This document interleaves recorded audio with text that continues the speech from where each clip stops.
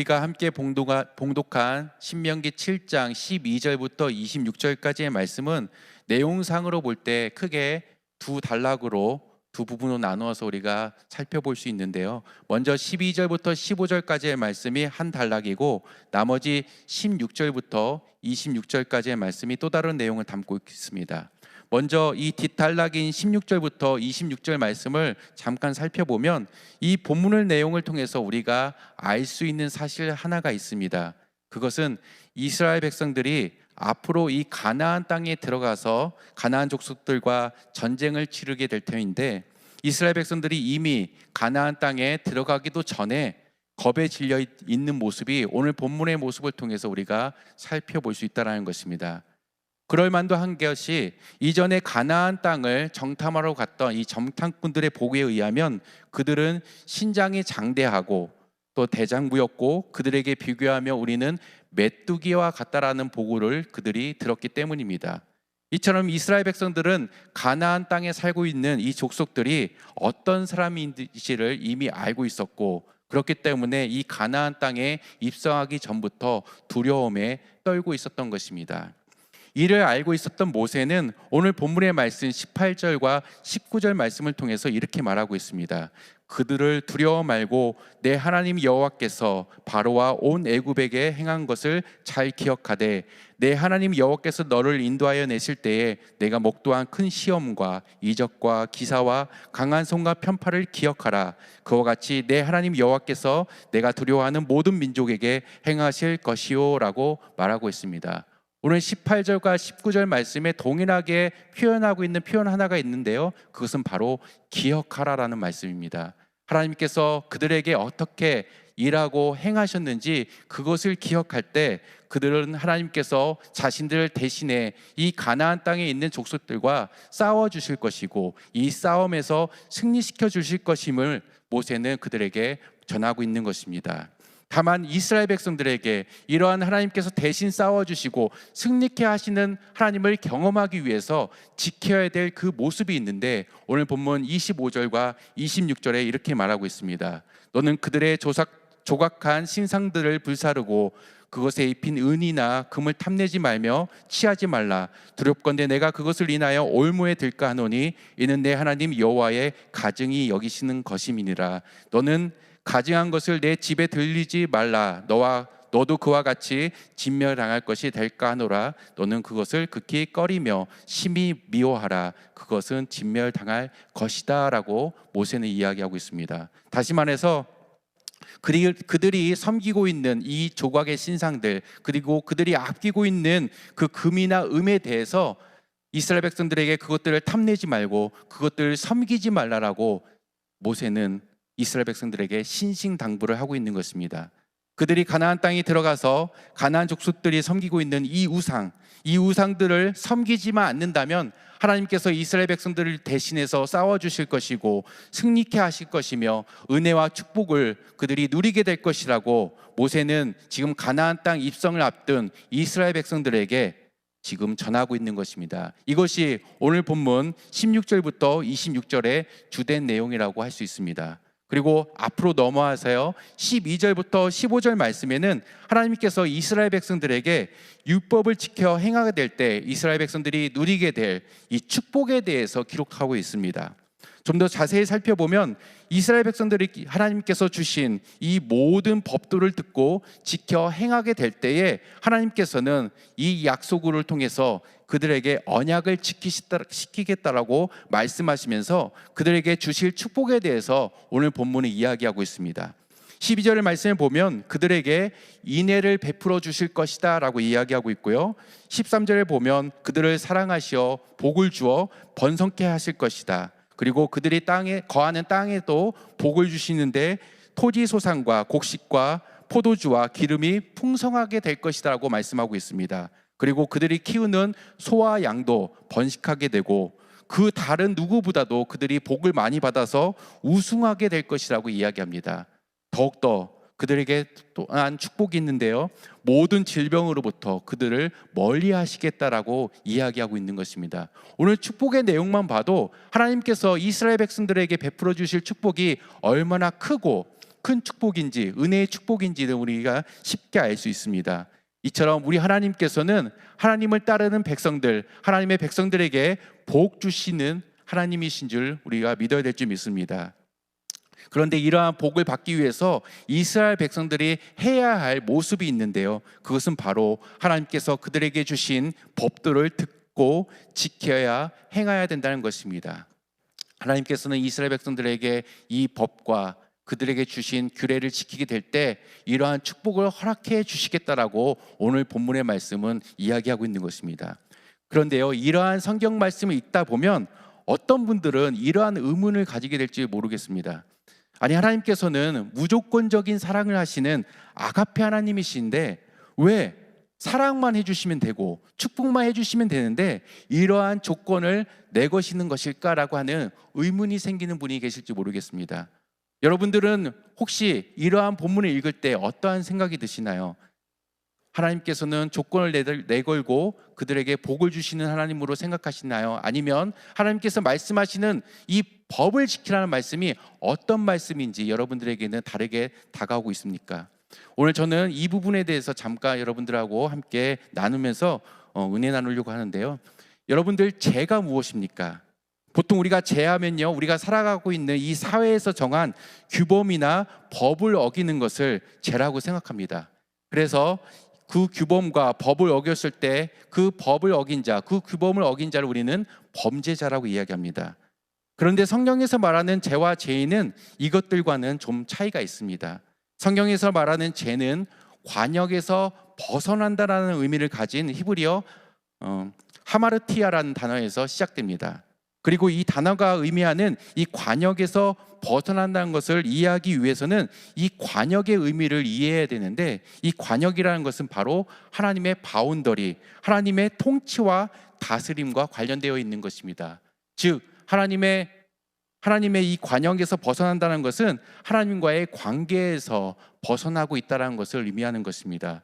그래서 이 관역에서 벗어난다는 것은, 즉 죄라는 것은 하나님의 통치와 다스림에서 벗어나는 것이고, 즉 하나님과의 친밀한 관계에서 벗어나는 것을 의미하는 것입니다. 그 대표적인 사건이 에덴 동산의 선악과 사건이라고 이야기할 수 있습니다. 먹음직도 하고 보암직도 한 이 동산 중앙에 있는 이 선악과 하나를 먹는 것이 뭐 그리 큰 죄인가라고 생각하는 분이 계실지 모르겠지만, 이 선악과 사건은 이 뱀의 유혹, 이 사단의 유혹으로부터 인간은 불순종하게 되고, 이 불순종으로 함을 통해 하나님의 통치와 다스림을 거부하게 되는 것이고요, 이 때문에 하나님과 친밀했던 그 관계가 멀어지게 된 사건이 바로 이 선악과 사건인 것입니다. 이처럼 죄의 본질적인 의미는 하나님과 친밀한 관계 가운데서 벗어난 상태를 이야기하는 것입니다. 따라서 성경에서 죄를 범한다는 것은 하나님과의 관계가 멀어졌다는 것을 의미합니다. 이것을 오늘 본문의 말씀에 적용해 보면, 하나님께서 모세를 통해서 모든 법도를 듣고 지켜 행하면 복을 주시겠다는 말씀은 하나님께서 이스라엘 백성들에게 어떤 조건을 내거시는 것이 아니라, 우리 인간이 본래적으로 태초에 하나님께서 인간을 창조하신 목적이 하나님의 명령에 순종하며 살아가는 그 모습인데, 죄 때문에 그런 순종의 모습을 잊어버리고 불순종의 모습으로 살아가기 때문에 나타나간 하나님의 초대인 것입니다. 다시 말해, 하나님께서는 이스라엘 백성들을 택하셔서 그들을 사랑하시기 때문에 하나님께서 그들과 언약을 맺으시고 그들과 함께 살아가시기 위해 그들을 초대하고 계신 것이 바로 이 율법인 것입니다. 그래서 율법은 죄로 인해 우리가 하나님과의 관계가 멀어졌다는 것을 점검하는 역할을 하게 되고, 이 율법은 우리의 죄를 깨닫게 하기 때문에 율법을 통해서 우리는 하나님 안에서 살아가는 법이 무엇인지를 율법을 통해 깨닫게 되는 것입니다. 사도 바울은 그래서 이 율법을 몽학 선생이라고 이야기하고 있습니다. 몽학 선생은 어린아이를 돌보고 보호하는 사람을 의미하는 것인데, 하나님의 자녀인 우리를 죄를 깨닫게 하고 이를 멀리할 수 있도록 도와주는 역할이 이 율법이 하기 때문에 사도 바울은 이 율법을 몽학 선생이라고 이야기했던 것입니다. 그러나 이 율법은 분명 한계가 있습니다. 율법은 우리에게 죄를 깨닫게는 하지만 죄를 해결해 줄 수는 없기 때문입니다. 그래서 하나님께서는 우리를 사랑하시기 때문에 예수 그리스도를 이 땅에 보내주시고, 예수님께서는 이 율법을 완성시키시며 이 율법이 할 수 없는, 죄를 해결할 수 없는 문제를 해결해 주신 것입니다. 그래서 사도 바울은 갈라디아서 3장 21절부터 27절 말씀이 이렇게 말씀하고 있습니다. 제가 읽어드릴 테니까 한번 잘 들어보시기 바랍니다. 믿음이 오기 전에 우리가 율법 아래 매인 바 되고 계시될 믿음의 때까지 갇혔느니라. 이같이 율법이 우리를 그리스도에게로 인도하는 몽학 선생이 되어 우리로 하여금 믿음으로 말미암아 의롭다함을 얻게 하려 함이니라. 믿음이 온 후로는 우리가 몽학 선생 아래 있지 아니하도다. 너희가 다 믿음으로 말미암아 그리스도 예수 안에서 하나님의 아들이 되었으니 누구든지 그리스도와 합하여 세례를 받는 자는 그리스도로 옷 입었느니라 라고 말하고 있는 것입니다. 이처럼 율법은 우리의 죄를 깨닫게 하지만 이 죄를 깨달은 우리는 스스로 이 죄를 해결할 수 없기 때문에 하나님께서는 우리에게 예수 그리스도를 보내주신 것입니다. 그리고 예수님께 나아가는 자, 곧 예수 그리스도를 믿는 자들에게는 하나님께서 그리스도와 합하여 그리스도의 옷 입는 자라고 칭해 주시고, 그리고 이들에게 복을 주시는데 이 복이 어떤 복인지 갈라디아서 3장 29절에는 이렇게 말씀하고 있습니다. 너희가 그리스도께 속한 자면 곧 아브라함의 자손이요 약속대로 유업을 얻을 자다라고 말씀하고 있습니다. 바로 천국 백성으로 살아갈 수 있는 것, 천국 백성은 바로 하나님의 통치와 다스림 가운데 살아가는 사람들을 의미합니다. 모세가 이스라엘 백성들에게 우상을 버리고 하나님께 돌아오라, 하나님을 만을 섬기라고 이야기했던 것은 그들에게 조건을 내놓는 하나님의 사랑에 대해서 이야기하는 것이 아니라 하나님 안에 거할 때 진정으로 복을 누리게 되고, 그 복은 바로 하나님께서 주시는 복이며, 그 복을 누리기 위해서는 하나님 안에 거해야 하기 때문에 율법으로 초대장을 주신 그 초대장을 이스라엘 백성들에게 지금 전하고 있는 것입니다. 따라서 우리는 이 신명기 말씀을 통해서 하나님께서 우리에게 사랑하시는 어떤 조건을 내걸는 하나님이 아니라 우리를 무조건 사랑하시되, 이 복 가운데 살아가기 위해서는 우리가 하나님 안에 거해야 하기 때문에 주시는 그 초대장임을 기억하고 오늘도 이 말씀 안에 거하는 우리 모두가 되길 간절히 소망합니다. 그리고 그 안에 거하게 될 때 하나님께서 오늘 말씀을 통해 주셨던 그 복들이 우리의 삶 가운데 넘쳐나게 될 줄 믿습니다. 이러한 삶의 모습이 저와 우리 성도님들의 삶 가운데 가득하시기를 예수 그리스도의 이름으로 간절히 축원드립니다. 기도하시겠습니다. 사랑과 은혜가 풍성하신 하나님 아버지, 참으로 감사드립니다. 오늘도 신명기 말씀을 통해 하나님께서 우리를 얼마나 사랑하고 계신지를 깨닫게 됩니다. 우리에게 하나님의 말씀을 허락하신 이유는 하나님의 약속의 말씀을 깨닫고 이 약속 안에서 살아가시기를 바라는 하나님의 마음인 줄 믿습니다. 하나님의 말씀을 통해 이를 깨닫게 하시고 깨달은 이 말씀을 순종하며 살아갈 수 있는 저희가 될 수 있도록 인도하여 주시옵소서. 그리하여 온전한 하나님의 통치와 다스림 가운데 하나님의 자녀로서 누리는 축복 가운데 살아갈 수 있는 저희가 될 수 있도록 주여 인도하여 주시옵소서. 오늘도 비록 힘들고 어렵지만 세상 가운데 살아갑니다.